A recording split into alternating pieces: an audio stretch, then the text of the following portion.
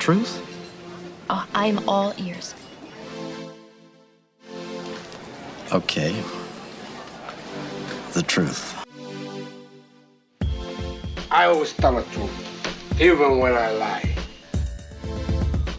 Why do you find it so hard to believe? Why do you find it so easy? It's never been easy. You want answers? I think I'm entitled. You want answers? I want the truth. All I'm offering is the truth. Nothing more. Hello and welcome back to Truthful Talk. I am Marco and I'm here with Natalie. Hello. And hey. And yeah, and we're back to talk to you about whatever things come to our mind today, as we normally do. And as you know, if you've listened before, you know that who knows where it's going to go. Right. We always have a place we're starting from. And that's the interesting thing, right? We always start from someplace. Right. And But that's then- a good thing.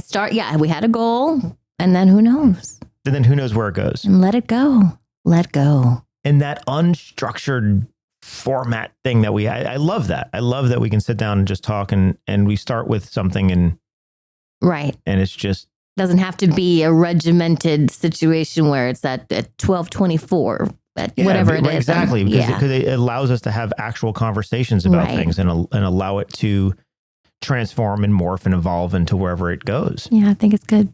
Yeah, me too. And today, our starting point of what we want to talk about is the importance of gratitude and humility, both as an artist and as a human being. Mm-hmm. And one of the reasons I wanted to talk, this was something that has been submitted into us too. I mean, we've had some people that have said, hey, can you talk a little bit more about gratitude? And I think it's good to talk about, because when we say the word, well, what comes to mind when you say gratitude? What do we associate with that? Appreciation, the thankfulness, and then for whatever it is in your life, the family, friends, all that stuff, with the roof over your heads. I mean, there is a lot to encompass in all of that. But I guess appreciation for what you have and not forgetting that. Okay. And that you could have been in any other situation, but you're in this one. I don't know. Yeah, right. And so typically we think of, okay, so gratitude is appreciation, which is a big part of it. But gratitude is also a way of being. It's a way of living, meaning. So gratitude is linked to being in the present moment. Mm. It's also, gratitude is linked to patience, meaning you cannot be impatient and grateful. They can't exist. They don't exist. So patience and gratitude go together. Because think about this. If we're saying, oh yeah, I'm very grateful for what I'm having right now, but I need to get to the next thing. Yeah. So we're saying the words that we're grateful, but we're not living it. Gratitude is a feeling, not a thought. Mm-hmm. So it's not about the words. Gratitude is not about saying thank you. Now, when I say that, yes, words of affirmation are very important to so many people. If you're feeling gratitude, please share it. But what I mean is the actual act of gratitude is a feeling of appreciation of what you have, not the thought of appreciation. Mm-hmm. So in order to feel grateful for what you have right now in this moment, I cannot in any way be focused on an external moment, meaning the future or the past. So gratitude is directly tied to learning how to be in the present moment. Mm-hmm. And humility goes in with that, because ego, which typically when we overinflate the ego and that's thinking about the past or thinking about the future, it's outside of the moment. To be really humble, it's allowing yourself to simply be you in your fullest form in this present moment. Flaws and all. Everything. Everything. Yeah, thing that we would think would be a flaw, right? Which is ego and vanity and all of that. We analyze ourselves and compare ourselves to other, all logical, all in our head, all fear-based. And yes, we have to shed all of that because we have the two sides of ourselves, right? So if you've listened to this for any length of time, our podcast, that is, we talk about the duality and how we have the logic side of us, which is our logical thought in our heads, which is fear-based, and then our emotional core, which is love-based. It's passion, desire, those type of things. And those are the two sides of a human being. And so humility is allowing yourself to simply be you, right? Flaws and all, right? Meaning us as we are right now without any thought of changing who we are. Mm-hmm. And it's not that you can't change. I'm not telling people who are going through maybe, you're going through some health stuff. You need to change some things in your life, maybe diet, or you need to start exercising or stop smoking or stop drinking or whatever, right? I mean, obviously there's things that you can change, but really the only effective way to truly change is to first accept yourself exactly who you are. Yeah. Then you can say, oh, this is who I am. And now I can begin walking a path of who I want to be or where I want to go. Right. And then you can begin doing that. The acceptance. Yes. I love that. So it all points to being in the moment, which ironically, or maybe not so much, as an actor, that's everything we work on. Right. Being in the present moment. Mm-hmm. And so I try to connect these dots. I know early on in our early classes, I try to connect these dots with students. I think it goes over their heads for the most part because it's a very difficult concept to grasp. But I try to plant the seeds early on with them. So when they do arrive at that, they realize, oh my God, gratitude is that's what we do in the art. Is to be an artist. If we can feel the appreciation for the art, if we can feel the appreciation for our partners in the art, our collaborators, other actors, directors, producers, I mean, whatever that might be. But if we feel that appreciation, and it's not as easy as one would think. Have you ever run into lack of gratitude, like on a set or on a play or on? Yeah. And, families and life, but on a set, on a play, let's see. Yeah. Let's say outside of the training that we've done, the deep, in-depth Meisner training, I would say people that I've worked with outside of that Have world. you ever been on a film set where someone's complaining? Oh, yeah. That's lack of gratitude. Yeah. That's not being in the moment. Mm-hmm.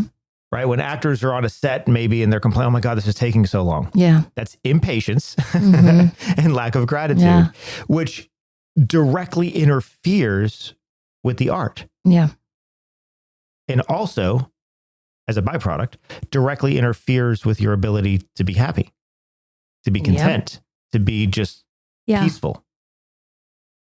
And in the moment, because when I'm thinking of let's say a big emotional moment or whatever it is that you train for and all that stuff. And it's just like when it impedes in that,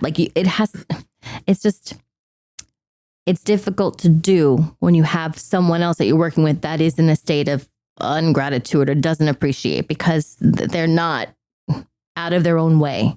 So it doesn't help anything around anyone. All it does is take away from what most people are trying to do is create this thing, whether it's on set or on a play. Yeah. Yeah. And, so what typically happens as an actor, and so just so everyone understands, we'll talk about it in the forms of acting, but this relates directly to life. So when I train actors, I try to also show them, listen, what we're doing here as an actor and the process that we take, you could take this in life too, because they mirror each other. Art imitates life, which imitates art. And so it goes back and forth and back and forth. And to me, to be the most effective and powerful artist you can, your actual life can't be drastically different than your artistic life. Meaning if you have in life, you're always complaining and you're always, looking at the negative and you're always impatient. We don't just magically get rid of that in acting. Right. We're still the same human being. So the more we can mimic both in both environments, it's like, well, to be a better actor and to learn how to be in the moment, we have to work on that in life. We have to work on the gratitude of this beautiful moment that we're in. Mm-hmm. And I say beautiful moment, but it's any moment that you're within existence is beautiful. It can be. Right. If we look at it that way. But I can't tell you how many times I've been on a movie set and somebody is complaining about it's taking too much time, or these people don't know what they're doing, or this script is horrible, or this, right? There's something, or, oh my God, I'm working with an actor that's just, doesn't know what they're doing, or like in complaining about the director, the actors, the producers, the script, it's just complain. And that's all fear-based. Mm-hmm. Typically it's projecting out. It comes from, we're making an excuse up front for our lack of artistry. Yeah. And then those who are complaining, what I've noticed too, I'm thinking as you're talking, I'm just like, oh yeah. And they were always dropping the ball when it's time for them to be filmed or whatever. It's like, wow. On top of it all, you would think that they would have it together, the amount of, what they want and how perfect they want things. But when it's time for them to do their thing, they fall off. I'm like, unbelievable. There's a lot of fear in acting. And I think in any art form for that, but really acting is to me one of the most difficult because it's utilizing us as a raw, vulnerable human shell. I mean, we're putting ourselves on display and we're asked to be the most raw version of ourselves, our authentic selves as we can. And that's frightening. Yeah. We're going up and, the lights are on us and we're standing and people are watching us. And it's like, okay, show us the part of yourself that you would never, ever show even another human being. Right. And I think I'm thinking of these Olympics are over now or whatever. I'm thinking of like the gymnasts and all that stuff, that they're using their body to do all this stuff. And yes, they need their focus to do what they have done and train. But I'm just thinking like us as the actors, it's like we're dealing with the energy side, what's inside of the body, what causes humans to be like go through their best and worst times in life. So we're dealing with an quote unquote imaginary thing. So it's a feeling thing. So it's even, maybe it's my ego saying, yeah, actors are, maybe, have a bias. Like, yeah, we do a lot. And I remember in the beginning thinking that, all other art forms, singing, dancing, whatever, sculpting. I'm like, yeah, that's amazing. But now I'm in a place just today. I'm like, yeah, we do a lot. I don't recognize that sometimes. We do. And actors are a form of an athlete. Mm-hmm. We're emotional athletes. We're athletes of the insides. Yeah. Where physical athletes are typically athletes of the outside, right? You're right. The gymnastics. I mean, externally, you have to get everything, your muscle groups to fire just at the right time to be able to do that.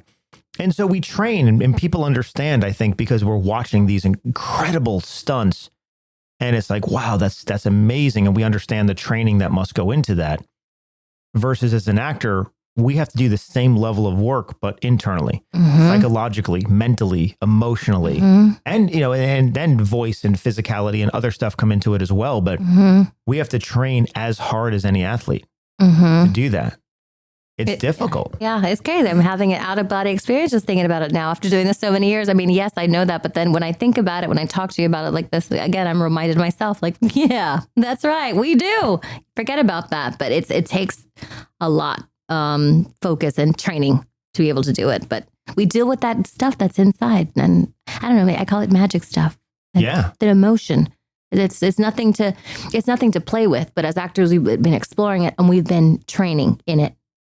And I think that's incredible.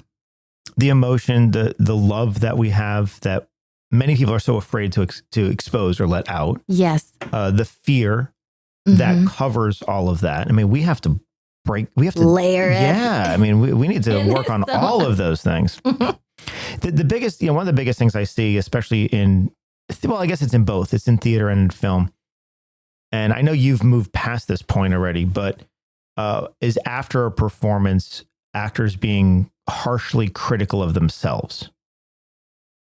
Yep. And that's a lack of gratitude. Yeah. It's a lack of gratitude for the art, for the process, for themselves. Yeah. It's not being proud of where you are and where you've gotten to.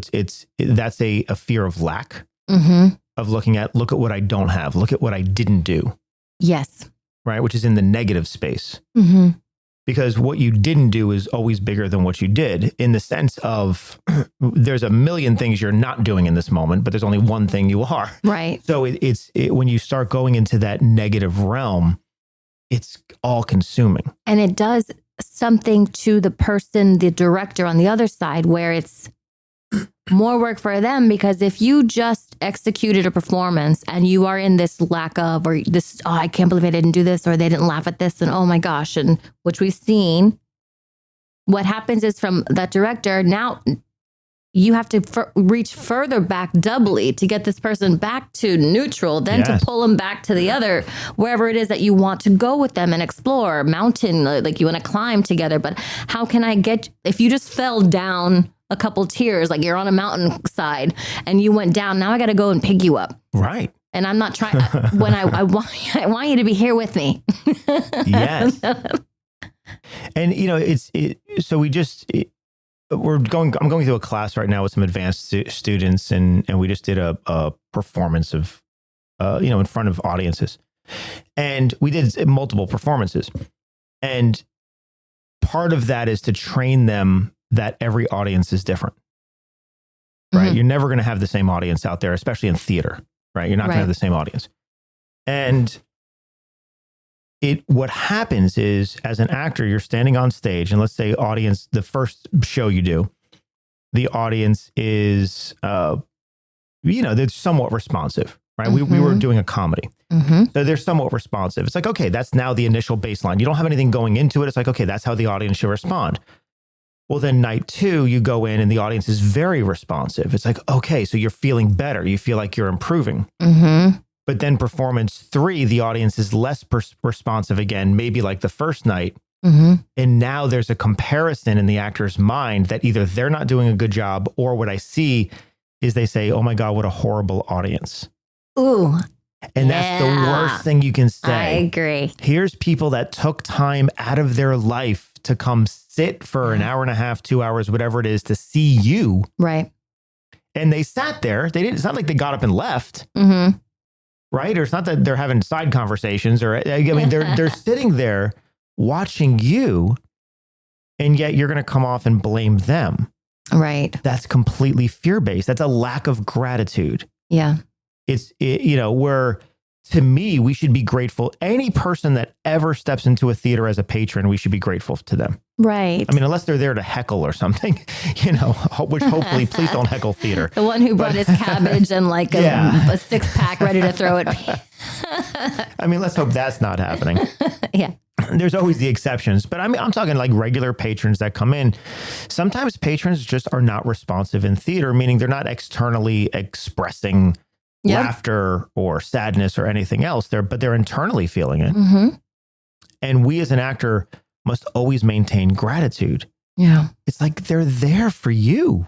Mm-hmm. You're getting what you want. You're an actor on stage, and there's an audience sitting in front of you watching what you do. Mm-hmm. And at the end, they're telling you what a great job you did. Mm-hmm. And you're like, no, yeah, and then actors love to underplay that and complain to audiences about, well, no, it was better yesterday. It's like, well, I paid for today's ticket. I was on fire yesterday. I wasn't at yesterday. I don't know by comparison as an audience. You can't do that to me. Yeah. And this is where we have to work on gratitude. Gratitude is not just a philosophy. It's not like, okay, we should be kinder. Right. Or we should be nicer. Or we should be saying thank you more. That's great philosophically. But it's a habit. And if we don't actively work on it, and we don't replace, being negative with being positive, so to speak, that's a bad way to put it. But, if we don't start replacing things. And I remember, I asked you one time, I think it was even after Gideon's Nod or something. Mm-hmm. I'm like, what do you do? And you just I just let it go. Yeah. Right? You walk backstage and you do a dance and you let it go. Yeah, let it go. And that's it. And that's it, because your job is now done in regards to the giving of this moment, or however how you relate to the character. And how I would do it is before I go on whatever it is, I'm like, let me bless someone who needs to hear this, and let them, however that is. But I start with that, because I believe that there's someone in there that needs to see what you did. There's a reason that you got the part. There's a reason you work. There's all of it is connected. If you want to think of like quantum physics and all this stuff. So I always think that there's someone in there. And then when it's done, it's done. I said, thank you. And that's it. And my role of that is over. My responsibility for that is over until the next day. But I can't do it I can't I don't know how to do it any other way. And I love what you said. It's your job of giving of this moment. Mm-hmm. That's, I think, huge. That's what you're doing. You're, as an actor, as an artist, really anything, we're giving something to the audience. We're not trying to take something. Yeah. And that's where gratitude comes in, because gratitude in termed a different way is unconditional love. Mm. It's the same thing. Mm. The feeling of gratitude is the same feeling of unconditional love. It's the feeling of being thankful for being here. And it's a giving. It's not a taking. Right. And so as an artist, you're giving this art or this story or just you're giving yourself over without asking anything from them in return. Mm-hmm. Because hopefully somebody needs to hear this story, as you just said. And so I think when we think about it, no, it's giving. As an actor, when we walk into an audition, you're not there to take anything. You're there to give to whoever's in the room. Yeah.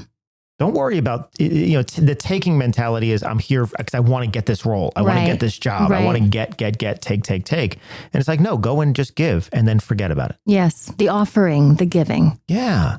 And I think when we do that and come from this place of unconditional love, we immediately raise our art to a new level. Immediately, without even working on the talent side, the skill side of it, just changing that mindset changes the ability to perform, changes the essence and the energy that you have when you perform, which will change how the audience receives it.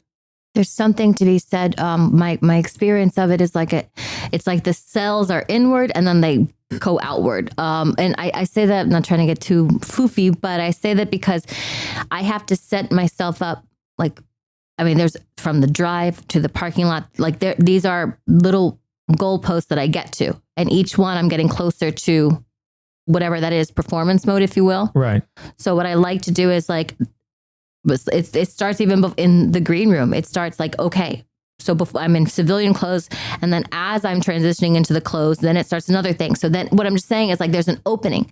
But if I just come from the car and I come in with all of my life and I'm in a very social, whatever you want to call it, and everything is preoccupied, if you will, I can't access any, I can't be open to anything. But when I start opening myself from a gratitude point, thank you for allowing me this drive and whatever it is, to get to this level to do that. So there is something to be set up, like you said, having a practice in it.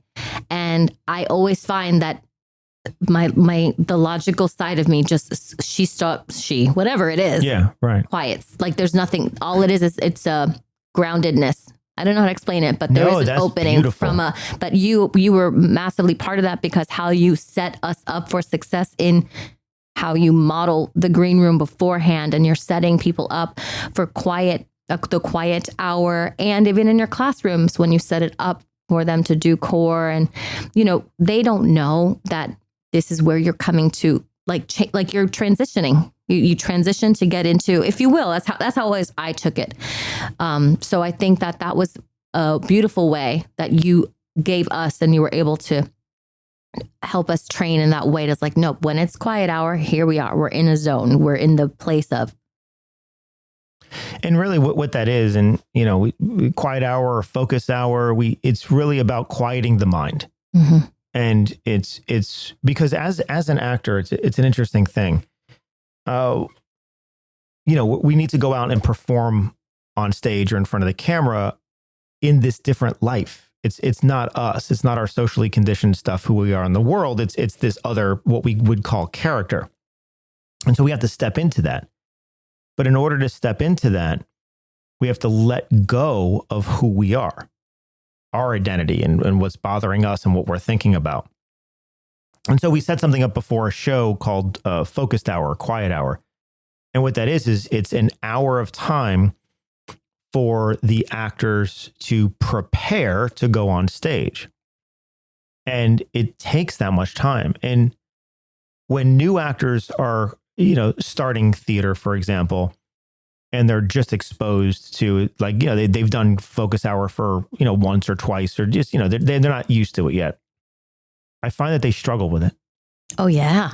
And it's an interesting thing because, I'll get the feedback of, I didn't like focus hour. I don't know what to focus on. It's I don't know what to do. And it's like, well, that's because you're so used to being in your head.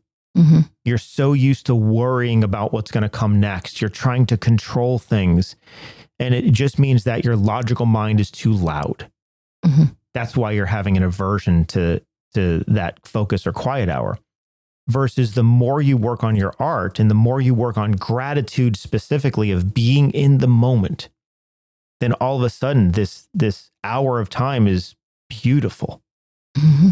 It's just, because you get to, I don't know, for me, I use that time, that's when I put on the wardrobe and I work on physicality and I work on the emotion and do some writing and do all this other stuff that just allows you to just flow. And this is where the identity of the artist, I feel, comes into play. Like, this is how the focus hour, the quiet hour, when you get to do it, when you're prepping even before a show or and things like that, or an audition, this is where your own, the combination between who you are and what the Meisner process has done, this is where it melds into something where it's not just Meisner, it's you plus Meisner and what you need, individually. And so you're getting your own little, like, I do Meisner, but then I have my own little way. But you're finding, believe it or not, your own way of getting into certain things. With Meisner, of course, because Meisner's for the stage and doing all that stuff and all the prep work.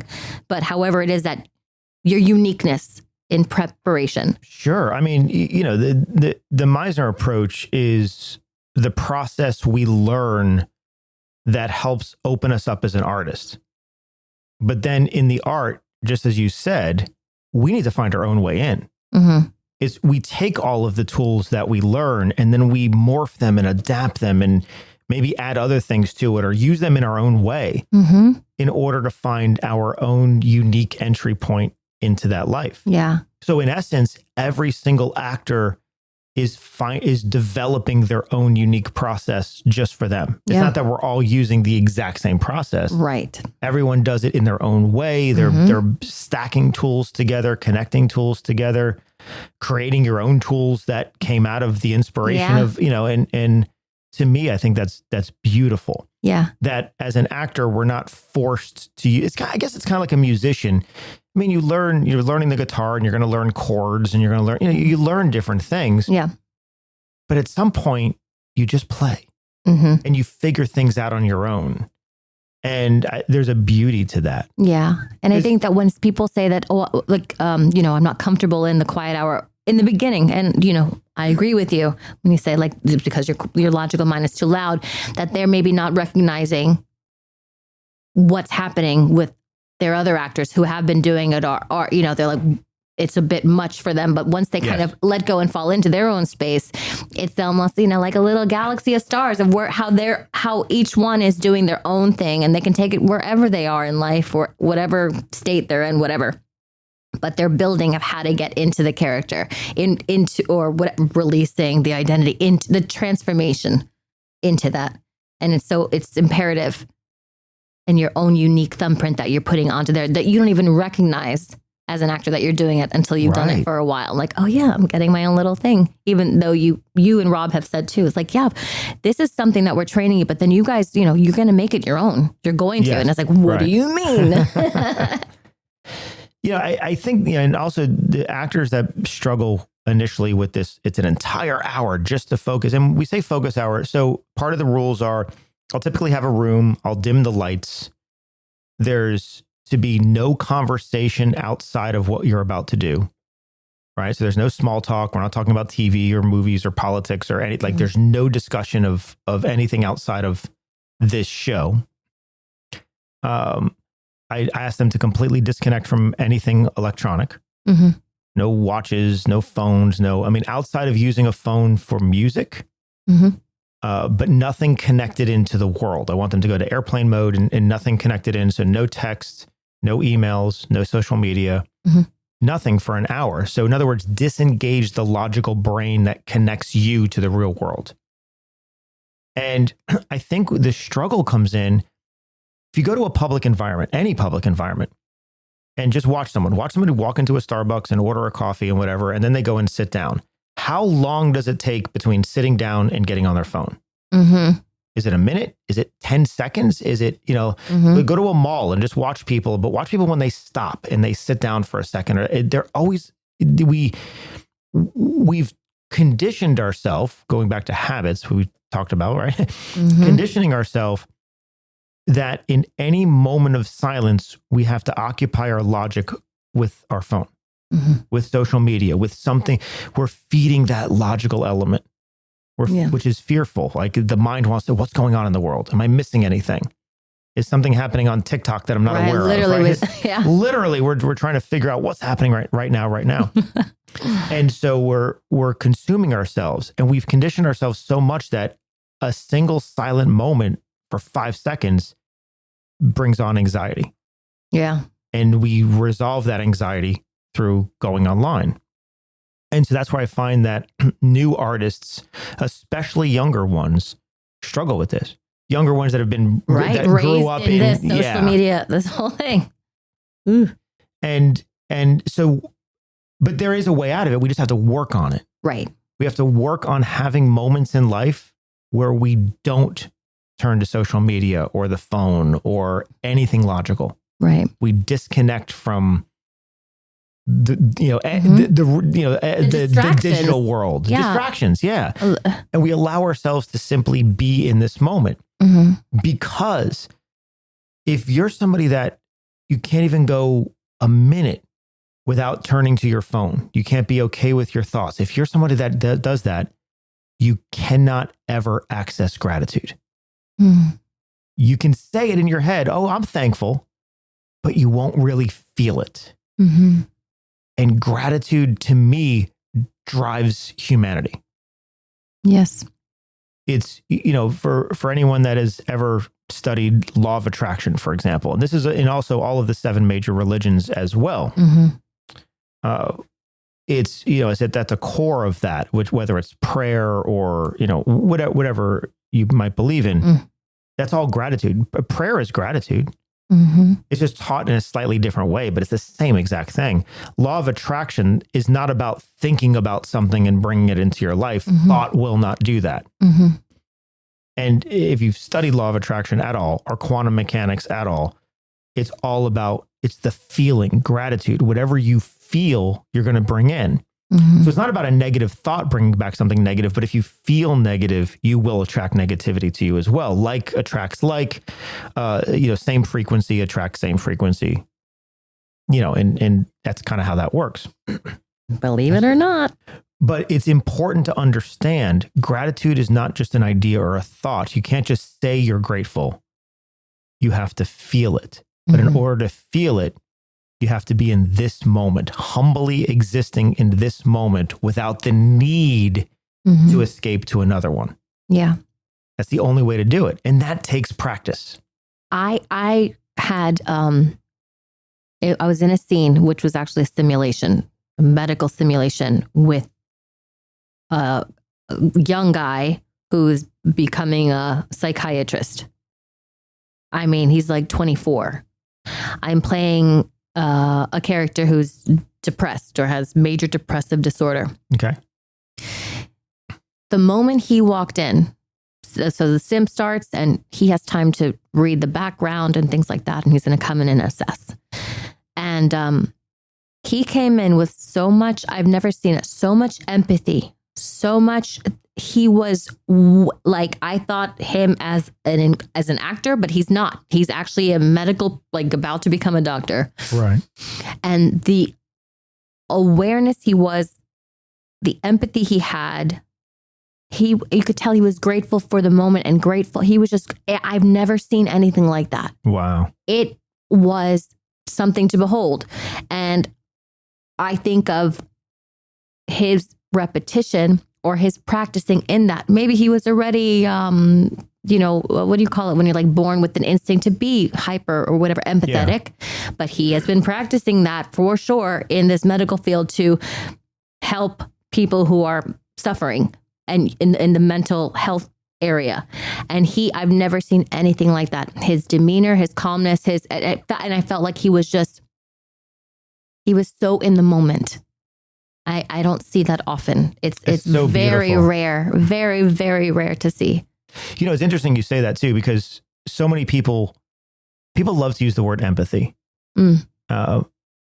And I think it's maybe there's vanity or ego to it to say, everyone loves to say, oh, I'm an empathetic person. I have a lot of empathy, right? I'm highly empathic. I I'm know. highly I can empathic, feel it. I know. And it's like, people confuse.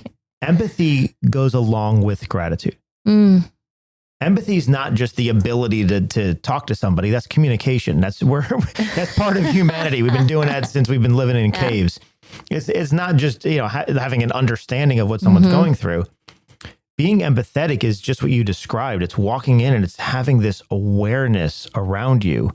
It's existing so presently in a moment. You're not thinking about what's happening with somebody. You're navigating moment to moment to moment at a feeling level of what's happening. But where a lot of people will say they're empathetic, they'll say, yeah, but I'm empathetic and that's what causes me to, be upset or be sad or be overwhelmed. I'm like, well, that's not empathy. Because a true empath can be there in the moment. And if you're truly in the moment, you're not taking on what the other person's doing. That's thought, right? If I take on your problem, that's up here in my head. I'm taking it on from a fearful standpoint, from a worry standpoint.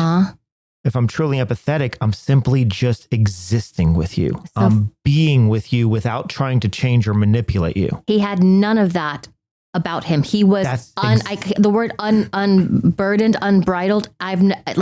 He was just totally open. And those to me make the best medical professionals. Oh my God, it was incredible. Yeah, doctors, nurses, whatever. Those are the best ones, the ones that are just there with you. Yeah, it was profound. It was incredible to see.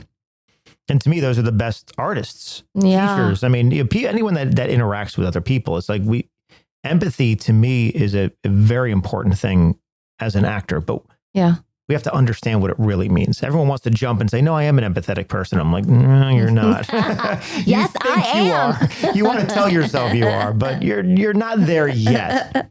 Because empathy, just like gratitude, just like humility, just like patience, it all requires 100%. Because really, because we have something in our process called empathetic core, right? When we get to it. And it's all about unconditional love. That's really what empathy is. Yeah. Unconditional love is not like a romantic thing or anything. It's and it has nothing to do with relationship love. Like the thought or idea that we have of, oh, I'm in a relationship where I love somebody. It's like, that's not unconditional love. Unconditional love is the ability to exist with another human being beyond thought. It's existing with another human being and accepting them fully as they are and accepting yourself as you are. It's transcending society. It transcends culture. It transcends anything that we're taught. It's the ability to simply exist in a moment fully and to allow the other person to be however they are. Meaning if someone's upset or they're crying because maybe you're going through a loss, you're allowing them to be there. We're not changing them. We're not trying to make it better. We're not telling them it's going to be okay. We're not doing that's all manipulating for our own benefit. It's simply existing with them, which is what we work on in the core. Right. Simple existence. And that's where you have empathy. And when you're truly empathetic or have unconditional love, as we've talked about before, we're not taking anything. And if we're not taking anything, it's not that we're not receiving, but we're not taking. Gotcha. There's a difference. We're still aware and we're still back and forth receiving as two people becoming one at the fullest level, but we don't take on their issues. We were talking about an actor who is a phenomenal actor, but this person has a tendency to consistently look outward. One of these students look outward or whatever it is, look outward too for like approval or And I always find it fascinating because they always talk about how they're engaged so much in what the audience is doing and saying, and I just keep feeling like, wow, if they just utilized that focus and took whatever was seeping because that's what I think is an energy seeper. Yeah. Especially like, because it's a game of focus to me on stage, on whatever it is. And if you're worried about what that casting director or whomever, or the audience, and your spotlight is now split between two places. Right. One of those places is going to lose its importance, and it's going to be on stage. I don't know. I don't know how it's not. Well, if we're on stage or even on set, our job is to be fully 100% in the moment of whatever the scene, the life, whatever we're doing. If I even take a little bit of that percentage, and definitely half, but if I take a little bit of it and I'm focused on the director, I'm focused on the camera operator, I'm focused on the audience, and if I'm on stage, if I'm focused on anything else, I'm going into my actor brain. Yeah. I'm going into my logic, meaning I'm stepping out of character. I'm stepping out of that life. I can't exist in two lives at once. So it does limit your ability to where you can go as an actor, meaning the characters you play will always have to be very close to who you actually are. Yeah. Because to go fully into, a fringe character, something that's much different, at least on the surface as you, to go fully into that requires 100% of your focus. I can't be thinking as Marco when I'm on the stage as, one of my crazy characters that I do. Right. I can't do that because I'll break character. Right. And then I'll be thinking about how the hell do I get back? Right. Meanwhile, the show's going on. There's an audience there. And then I think that it boils back down to what we are talking about in the gratitudes. Like you don't have the gratitude for the moment that you're in, because if you did, you would be in that moment completely with that whole whatever time frame that is that you're on that stage. Yeah, it's a fear response of. It's fascinating to me, and I'm guilty of it too when it comes to camera. Like I have to really work on and focus my brain on that, because the camera was my way of like, oh my God, there's a giant black massive camera right in front of my face. Right. So what I'm saying, like that focus, if my head balloons towards the camera, my fear center, whatever, it's like, oh, the camera's right there, but I'm in a hyper, at any moment that I'm trying to be as truthful as possible, I can't possibly think of that moment and the camera. And in my head, it's the camera. That's the big elephant in the room for me. So it's a practice of. Well, it's literally right in front of you. Yeah. And it's a practice of focusing on whatever that is that you need to do to whatever. Because you can also be acting towards the camera. Yes. But to have that ability to, let's say, rise above it or utilize your focus and say, okay, this is what I've been focusing on. I need to stop. I need to get more focused or be more in the moment with what is my character doing? What does she want? All that stuff, because it can slide easy. And when we want to be as truthful as we can, for me anyways, that's something that I always want, like, okay, I want to get to that place where the camera is nothing but, and it has gotten way better, but I'm just comparing the two different, it's acting is acting, but I'm comparing it to being in front of an audience and the camera or cameras, rolling towards you. it's an allowing process, right? We can't try to do it. We have to allow ourselves, meaning it's letting go. Yeah. Right. So we can't try not to look at the camera. We have to let go of the fact that there is a camera. Yeah. There is no camera. and we don't pretend that there is no camera, but we let go in that focus, right? It's just not part of our focus. Yeah. We need to focus over here. We're in this life. Acceptance, maybe that, acceptance of like, this is okay. And before it was like a alien to me. I think we've had this conversation before in the beginning during the on-camera classwork. I'm like, it would make my knees quiver about like the. Well, there's the fear of what is it seeing and so much, and it's giant, and it's going to see everything, the crystal ball and all that stuff. But that took time, and like what you were saying about it being a practice, it was a practice of getting more comfortable, and eventually the acceptance, like, yeah, there's a camera, and that's okay. And now it's the same thing that we did or we do on stage or in front of an audience. Meaning is all your focus, your world, your everything is on that. What you're doing in front of the camera. Yes. And you can utilize the camera as now just a partner in. But yeah, that's a really good point. Whether anytime we're looking out for acceptance, it happens on auditions, it happens on set, it happens on stage. Yeah. We're not in that grateful moment. Yeah. And that will limit us as an artist. And it limits us as a human being. Yeah. Because if we can figure out how to get into listen, and it's not, it's unrealistic to think that we're going to be grateful 100% of the time. That's not what we're saying. It's not that you're going to live in this moment of gratitude and never feel fear and no, of course not. We're human. But I think we can regulate it. Mm-hmm. I think we can have many moments where we do exist in this present moment. We disengage anything in the past or anything in the future. Mm-hmm. And we enjoy just being here, right now.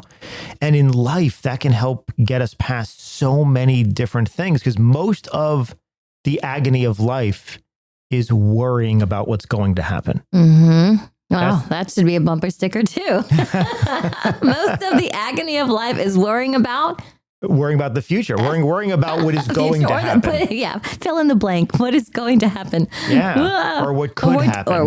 What could happen. That's what worry is, and it's all imaginary. I mean, the worry is not even real. It's the mind running us through different scenarios, trying, ultimately it's trying to protect us and make us prepared for what could happen, but it works in worst case scenarios. So it goes pretty dark. Yeah.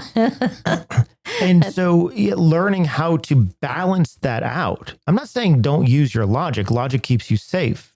That's our onboard safety mechanism. Mm-hmm. But we have to balance it out with acceptance of this moment, the gratitude, the humility, the patience. One of my kids, I remember when we were younger, we would go to Universal, for example, and, go to a theme park and we're riding a roller coaster. We'll be online for a ride and she'd be asking, well, what are we doing next? Yeah. I'm like, I don't know. Let's we have an hour left in this line. I imagine you inside of the chair about to go on this roller coaster. Let's enjoy this. You just got strapped in here. Let's not worry about what's next, because that's focusing on lack. Yeah. It's focusing on what we don't have something after this. I'm like, well, don't worry about after this. Yeah. Just focus on this. When I was in Savannah, I was with a woman. God bless her. She's incredible. We're having beautiful, beautiful meals. And during the middle of this beautiful meal, beautiful wine, everything, she was looking on her phone as she's chomping on.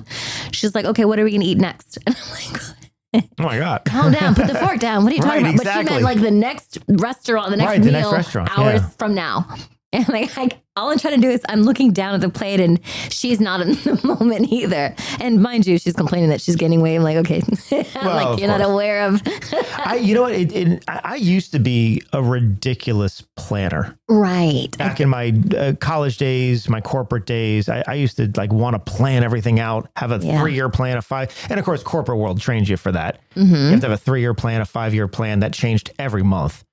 And when I got out of the corporate world and back into the art, one of the things I stopped doing was planning. Yeah. I don't plan for anything. Yeah.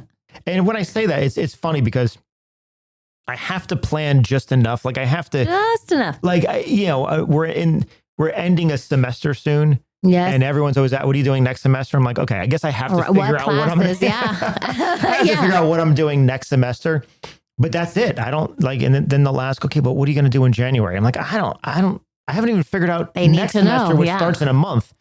And right. So but I've learned that the less I plan, which is logical, the more I can exist just in the moment and allow the moment. It's like when everyone's always asking for the theater, well, what show are you doing next? I'm like, I don't know. I was guilty of that too. Whatever show moves me. Yeah. And whatever I read that says, oh, I want to do this. Right. That's, and there's a reason our theater is structured different and we don't have a season and I'm not choosing, 6 plays ahead. Yeah, there's a method to your. Because it's if I chose the next 6 plays, halfway through, I won't want to do them, probably any of them anymore. Throw this away, throw it in the garbage. So it forces you into logic and it forces you out of the moment. Yeah. And it's like, no, I'm putting on art that I love to do, that I'm grateful to do. I'm grateful to be with the people around me. Right. I'm inspired to do it. Yeah. Yeah. You're a morpher. You're like, I literally just had a vision of you always morphing. I'm always morphing. Always, which is wonderful. I think is a wonderful quality to have. Even when I teach, and at the university, this is the most evident, but because there's so many teachers that teach the exact same curriculum. Now, I have the same syllabus every semester, but there's not one semester that's ever the same. Because I have to work off of the students I have in front of me, the questions that they have, the specific things that they're looking to get out of me.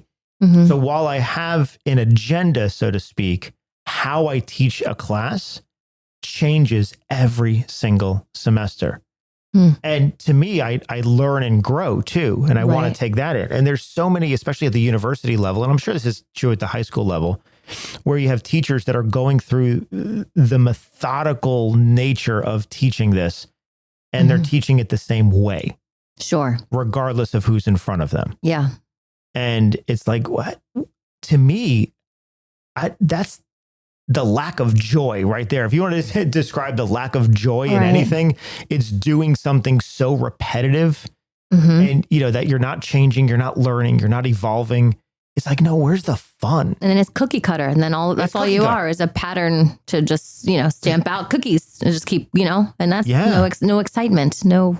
And to me, I want to have the joy in teaching, and I have such gratitude for the students that are in the room. Yeah.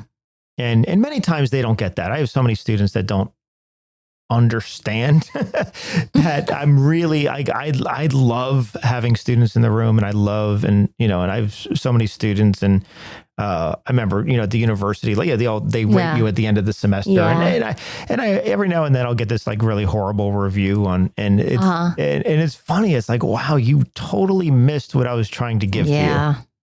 You're somehow in your head, or somehow didn't like the philosophy. Maybe I hit something that was too close to home. I don't know. Or they weren't ready to hear it at the moment. Sometimes I think that too. It's like, wow.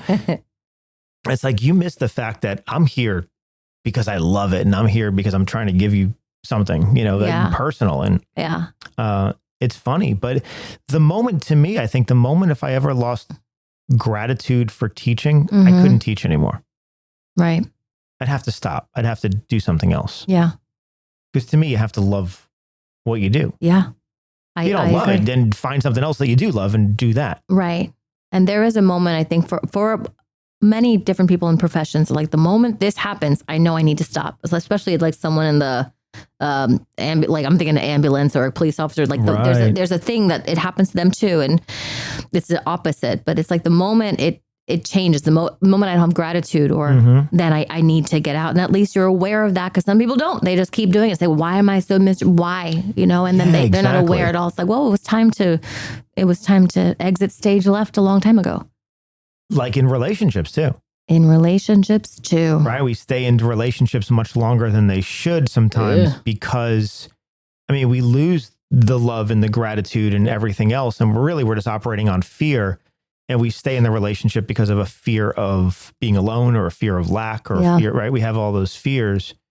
We think that, well, at least being in any relationship is better than being in none. Is that an insecurity problem? Oh, big fear. I'm just thinking, I was thinking, therapy, and people, like when that happens, they should just therapy and try therapy. Therapy helps them. That's what hopefully would guide them to. Yeah. Because the way we're built as humans in our DNA, we're built to be in communion with other humans. So the community aspect of it is very strong instinctively inside of us. So when we're connected in a relationship, we have a built-in community.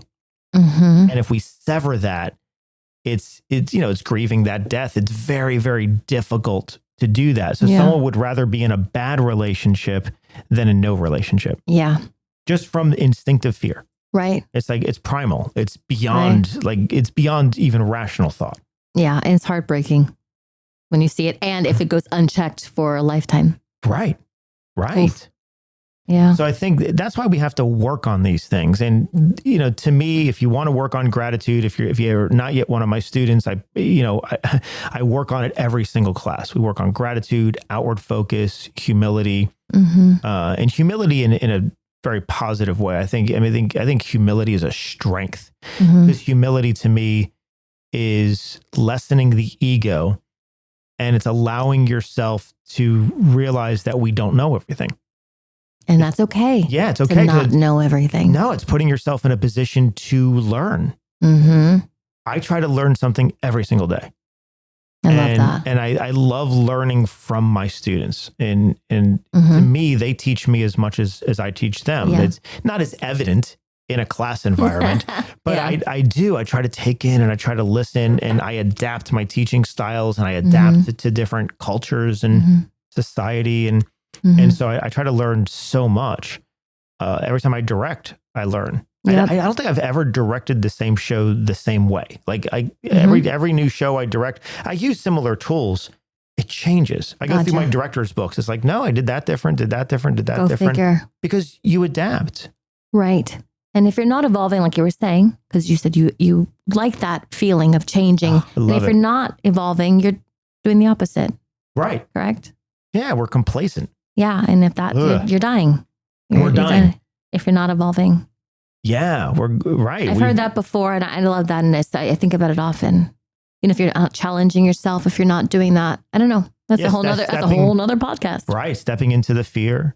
Mm-hmm. And so, for those of you out there who are not part of an artistic group, maybe do something artistic, anything, painting or singing or dancing or just something Do it. fun that gets you out of your comfort zone. And I had a request actually to mention this by your lovely mother, your beautiful mother. Okay. And she said, please make sure you tell people when you're speaking of gratitude that they are grateful for what they're able to do with their bodies, with their with themselves in general, because we are, God willing, or whatever you believe in, we will always be, we're aging, whatever it is, eventually the future will be here. So to be in a place of gratitude, so that can replace the negativity, the hate, the ego, all that stuff, to practice that. As an actor, we are also not only dealing with the emotions, the inside, but the physical body. The physical body it's a piece of art. It's the most precious thing that you have. So to have more gratitude for this body that's taking you through this life, this one body, I want to just share that. And I think that's the whole thing. It's not just internal. It's not just mental. Do that. Yeah. Go for a walk, go to the gym, go exercise, go dance, go and experience this and love not just the inside of yourself, but the skin that's holding it. Yeah. That's beautiful. I mean, we take it for granted. When we're healthy, we take health for granted. Yep. And in an instant that can change. And that changed with my wife, Sam, when in an instant out of nowhere, in a mid-rehearsal with you, we discovered something that turned into cancer. And with my mom, who now has Parkinson's, and that hit her seemingly out of nowhere. I mean, obviously Parkinson's doesn't just come out of nowhere, but when the diagnosis does. And my mom is somebody who's always been very active, a world traveler, very social. And now her body won't let her even leave the house most of the time. I mean, being able to go to the store for 30 minutes sometimes is, we try to find the gratitude in that because she can't physically do it anymore. And so that's a beautiful sentiment as a reminder of be grateful for what you have right now. Yes. Because we don't know what life is going to give us. Yes. Okay. Well, on that note, we will, we'll conclude today's show. Thank you, everyone, for tuning in and listening in. Please, please, please work on gratitude in your own life. Work on it simply by finding something, anything, as small as it is. Find something in your life that you are thankful for, but sit in a moment and feel that gratitude. Feel the thanks for that thing. Don't just think it. Exist in a moment and feel it. And that one moment can be the start of something that changes your life. Wow. All right, everyone. Until next time, remember to treat yourself with kindness and please, please, please reward yourself for the risks that you take. All right. Bye, everyone. Bye. If you'd like to learn more about our studio and what we do, you can find us online at truthfulacting.com. And check out truthfulactingonline.com for our Learn at Home at Your Own Pace courses. So what I told you was true, from a certain point of view. You must unlearn what you have learned. I know what you're trying to do. I'm trying to free your mind, but I can only show you the door. You're the one that has to walk through it.